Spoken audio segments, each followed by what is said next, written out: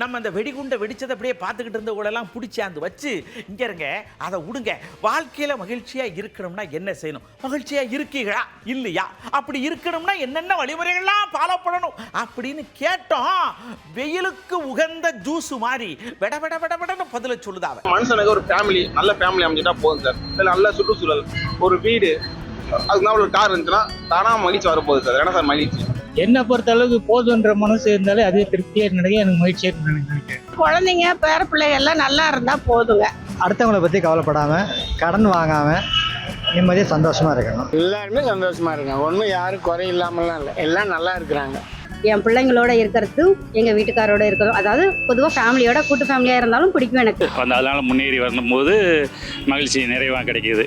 கவர்மெண்ட்டும் மேல் கவர்மெண்ட்டும் கீழ் கவர்மெண்ட்டும் கரெக்டாக இருந்தாவே அதே மகிழ்ச்சி. ஒரு சிலர் சினிமாவுக்கு போகிறது ஒரு பொழுதுபோக்காக வச்சுருப்பாங்க, ஒரு சிலர் விவசாயத்தில் மும்முரமாக இருப்பாங்க, ஒவ்வொருத்தர் பிஸ்னஸில் மும்முரமாக இருப்பாங்க. உண்மையை சொல்லணும்னா ஒரு 25% 30% பீப்புள் தான் மகிழ்ச்சியாக இருக்காங்க. மீதி எல்லாருமே இன்னைக்கு புதுசாக ஒரு வார்த்தையை கண்டுபிடிச்சிட்டாங்க, ஸ்ட்ரெஸ்ஸுன்ற வார்த்தை. எந்த பிரச்சனையும் இல்லாத இருக்கணும், மெயின் கடன் பிரச்சனை இருக்கக்கூடாது. நாளைக்கு 1000 ரூபாய் சம்பாரிச்சா சந்தோஷமா இருங்க, அதே 100 ரூபாய் சம்பாரிச்சாலும் சந்தோஷமா இருங்க. என்னோட வேண்டுகோள் அதுதான். சந்தோஷமா இருக்கணும்னா வியாபாரம் நல்லா ஓடணும், வருமானம் வரணும், பிள்ளைங்களாம் படிச்சு வேலைக்கு போகணும். அடுத்தவங்களை துன்படுத்தாமல் இருந்தாவே அதே மகிழ்ச்சி தான்.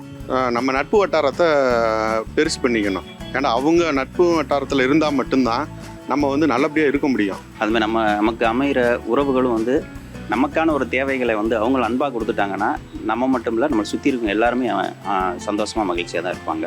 அவங்களோட வேல்யூ புரிஞ்சுக்கிட்டு அவங்களுக்கான ரெஸ்பெக்ட் கொடுங்க, நீங்கள் மகிழ்ச்சியாக இருக்கலாம். எல்லாமே நல்லா இருந்தால் அது மகிழ்ச்சி தான். கோவப்படுற மாதிரி பேசக்கூடாது, கோவம் அதிகம் படக்கூடாது.